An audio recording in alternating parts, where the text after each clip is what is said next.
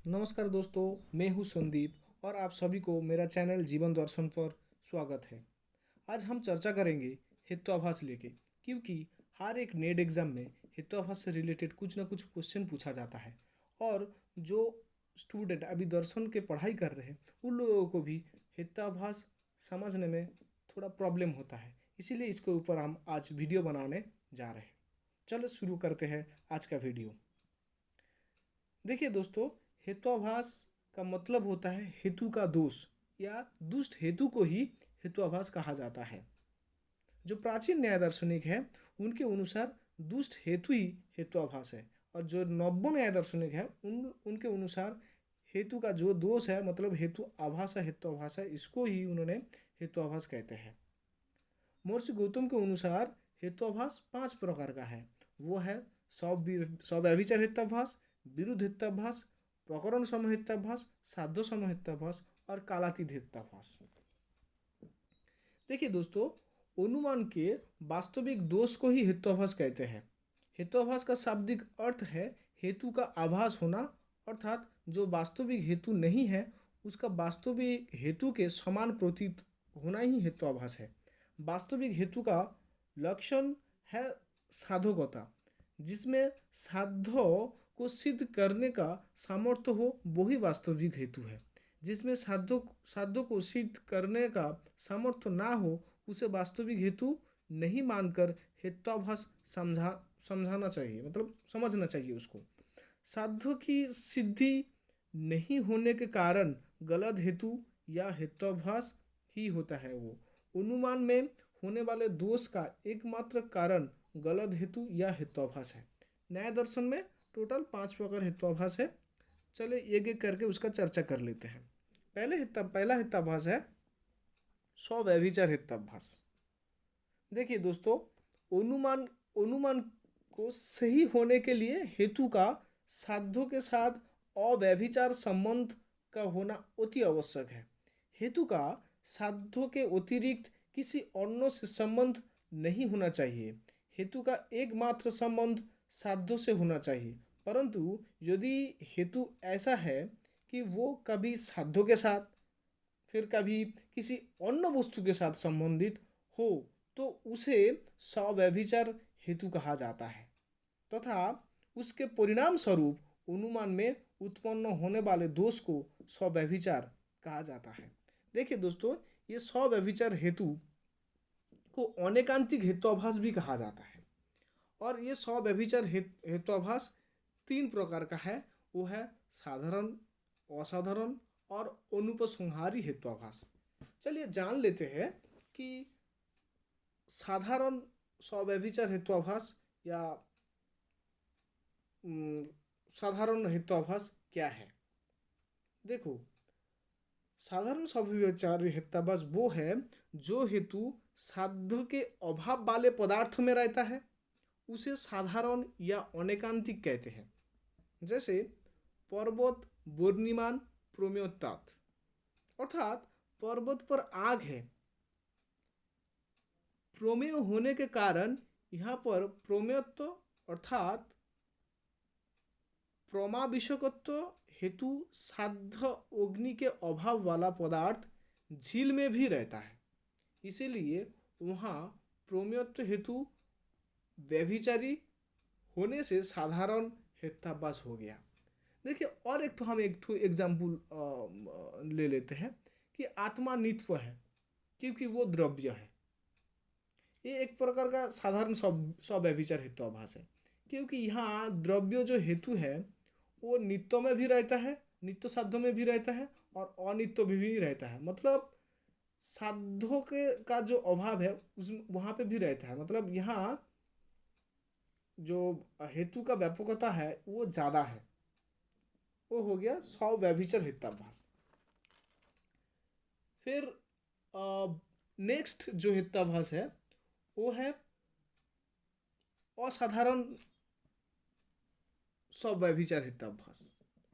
देखिए दोस्तों, असाधारण स्वव्यभिचार जो हेत्वाभास है इसका लक्षण देते हुए अन्नंग भट्ट ने बतलाया कि सर्व सपक्ष विपक्ष अवृत्तित्व सोती पक्ष मात्र वृत्तितम असाधारण हेत्वाभासोत्तम, मतलब जो हेतु स्वपक्ष में भी नहीं रहता है, विपक्ष में भी नहीं रहता है, लेकिन सिर्फ पक्ष में रहता है, उसको असाधारण हेत्वाभास कहा जाता है।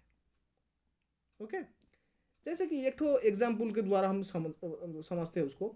जैसे कि शब्द नित्य है, क्योंकि उसमें शब्दत्व है। देखिए दोस्तों, शब्द ये ना तो सपक्ष में रहता है ना विपक्ष में रहता है। देखिए, हेतु को हमेशा सपक्ष में रहना चाहिए, विपक्ष में नहीं रहना चाहिए। लेकिन शब्द नित्व, क्योंकि उसमें शब्दत्व है, ये जो अनुमान है, इस अनुमान का जो हेतु शब्दत्व, ये सिर्फ और सिर्फ पक्ष शब्द में ही रहता है, सपक्ष में नहीं रहता है, विपक्ष में भी नहीं रहता है। इसीलिए ये इस हेत्वाभास का ये यहाँ पे असाधारण हेत्वाभास हुआ है, असाधारण स्वाव्यभिचार हेत्वाभास हुआ है। और नेक्स्ट जो हेत्वाभास है वो है अनुपसंहारी हेत्वाभास। देखिए, अनुपसंहारी हेत्वाभास का डेफिनेशन ही है कि अन्वय व्यतिरेक दृष्टांत रहित अनुपसंहारी, मतलब जिस हेतु का अन्वय मतलब मिल, व्यतिरेक मतलब अमिल दृष्टांत नहीं मिलता है, उसको अनुपसंहारी हेत्वाभास कहा जाता है। ओके, जैसे कि उदाहरण से हम लोग उसको अच्छा से जान लेते हैं। जैसे कि सभी पदार्थ अनित्य है क्योंकि वो ज्ञेय है। सभी पदार्थ अनित्य है क्योंकि वो ज्ञेय है। देखिए, यहाँ पक्ष सभी पदार्थ होने के कारण ना तो उसका अन्वय दृष्टांत तो मिल सकता है या ना तो व्यतिरिक्त दृष्टांत मिल सकता है, इसीलिए अनुपसंहारी हेत्वाभास है। और इस हेत्वाभास में आप लोगों को याद रखना चाहिए कि देखिए, हमेशा ना अनुपसंहारी हेत्वाभास में सभी देखिए शुरू होता है, तो ये देख के भी आप लोग पहचान सकते हैं कि अनुपसंहारी ये हेत्वाभास है। ओके, चलिए फिर स्वाभिविचार हेत्वाभास हम लोग जान लिए कि स्वाभिविचार हेत्वाभास 3 प्रकार का है: साधारण स्वाभिविचार, असाधारण स्वाभिविचार और अनुपसंहारी स्वाभिविचार हेत्वाभास। फिर नेक्स्ट जो हेत्वाभास है वो है विरुद्ध हेत्वाभास। देखिए दोस्तों, विरुद्ध हेत्वाभास साधा भावो व्याप्तो विरुद्ध हेतु। इसका मतलब होता है कि विरुद्ध हेत्वाभास तब होता है जो हेतु साध्य को सिद्ध नहीं करके उसके विरोधी को ही सिद्ध कर देता है, उसे विरुद्ध हेत्वाभास कहते हैं। यहाँ हेतु साध्य से संबंधित ना होकर उसके विपरीत, उसके मतलब विपरीत मतलब विरोधी से संबंधित होते हैं। ये कहा जा सकता है कि हेतु साध्य की उपस्थिति में विद्यमान नहीं रहकर उसका अभाव में विद्यमान रहता है। इसका एक तो एग्जाम्पल ले लेते हैं। जैसे कि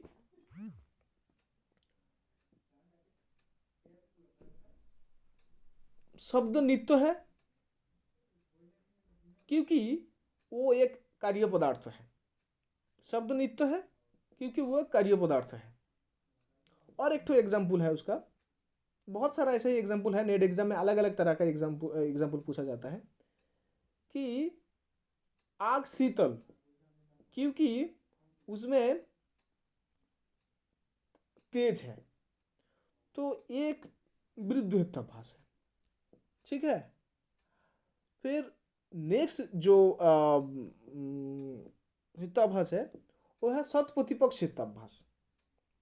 देखिए दोस्तों, सत्प्रतिपक्ष हेत्वाभास तब होता है, हमेशा याद रखिए, सत्प्रतिपक्ष हेत्वाभास तब होता है जब निजी पक्ष के हेतु और विरोधी पक्ष के हेतु जब समान बलशाली होता है।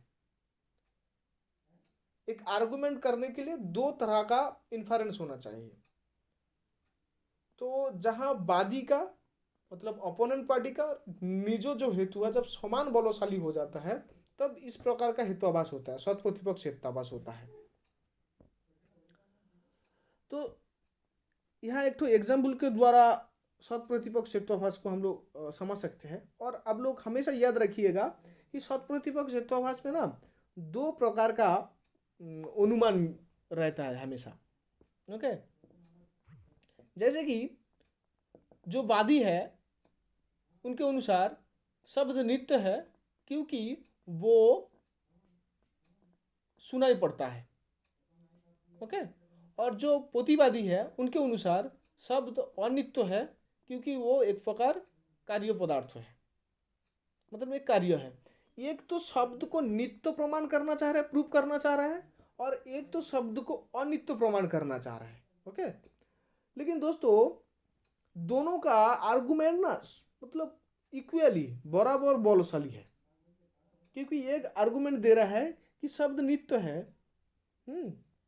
क्योंकि उसमें श्रवणत्व है, शब्द में श्रवणत्व रहता है, और श्रवणत्व ये एक जाति है, सामान्य है, तो ये नित्य है, शब्द नित्य है क्योंकि उसमें श्रवणत्व है, ये सही है।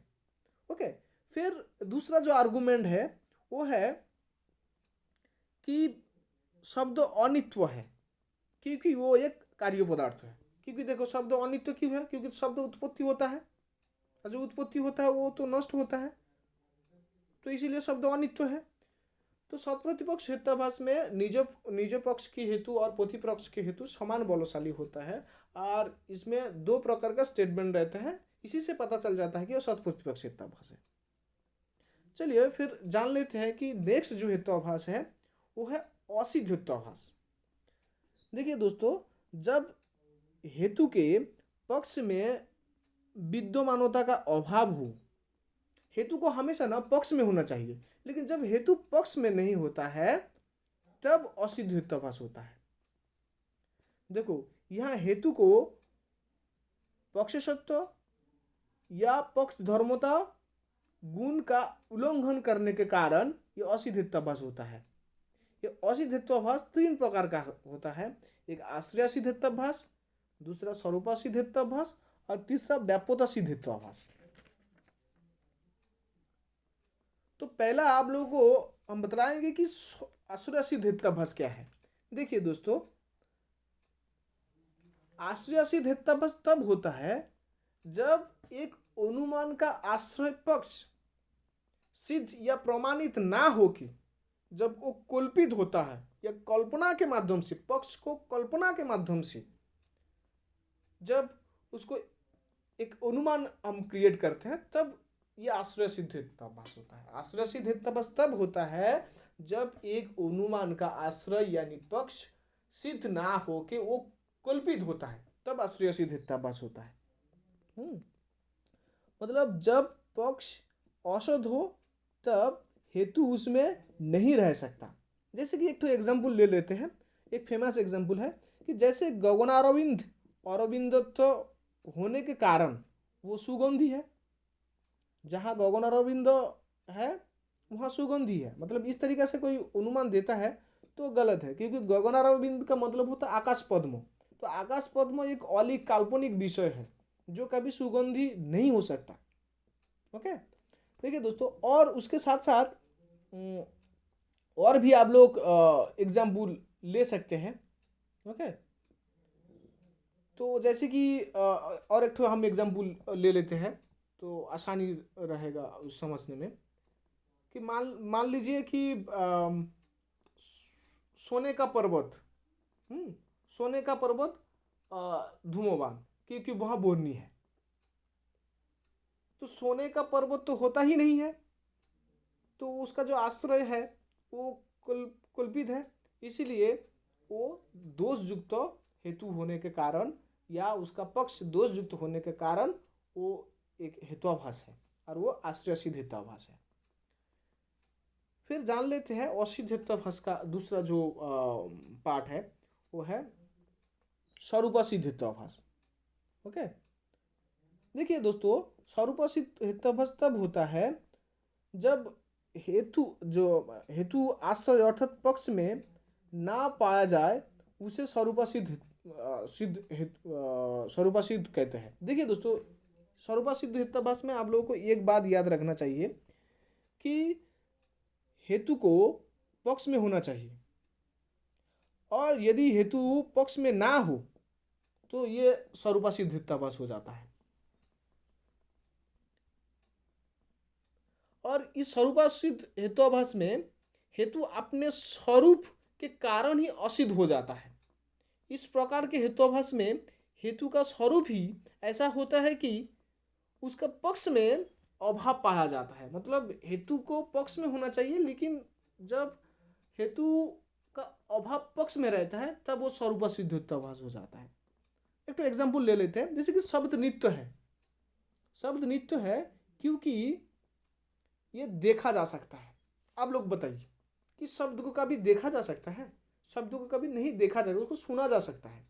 तो इसीलिए इस हेतु का मतलब इस हेतु पक्ष में उसका अभाव है, तो इसलिए यह स्वरूपासिद्ध हेतुआभास हो गया। चलिए जान लेते हैं व्याप्योतसिद्ध हेतुआभास। असिद्ध हेतुआभास का नेक्स्ट जो पार्ट है वो है व्याप्योतसिद्ध हेतुआभास है। देखिए दोस्तों, इसमें इस व्याप्योतसिद्ध हेतुआभास में आपको एक चीज याद रखना होगा कि हेतु का ना अनुपाधिक होना चाहिए। हेतु यदि किसी न किसी उपाधि के ऊपर डिपेंड हो जाता है या किसी न किसी कंडीशन के ऊपर डिपेंड हो जाता है, तब यहाँ पे एक दोष आ जाएगा, वो तब होगा व्याप्योतसिद्ध हेतुआभास। देखिए दोस्तों, यहाँ हेतु का साध्यों के साथ नियत अनुपाधिक संबंध सिद्ध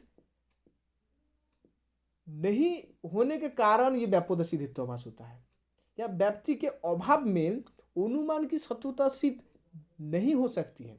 जैसे कि एक तो एग्जाम्पल ले लेते हैं, पर्वत पर धुआं है क्योंकि वहां आग है। इस प्रकार उदाहरण में आग से धुआं का अस्तित्व का अनुमान किया गया है। ऐसा करने में गलती होने की संभावना होती है। इसका कारण यह है कि आग एवं धुआं के संबंध का होना एक उपाधि पर निर्भर करता है। ओके, हम बोले थे कि हेतु को कभी भी उपाधि के ऊपर डिपेंड नहीं होना चाहिए, और उपाधि के ऊपर जब डिपेंड हो जाएगा तब वो व्याप्योतसिद्ध हेतुआभास होगा। देखिए यहाँ हेतु आग एवं धुआं के बीच ये जो संबंध है ये एक उपाधि के ऊपर निर्भर करता है, तथा ये एक उपाधि है।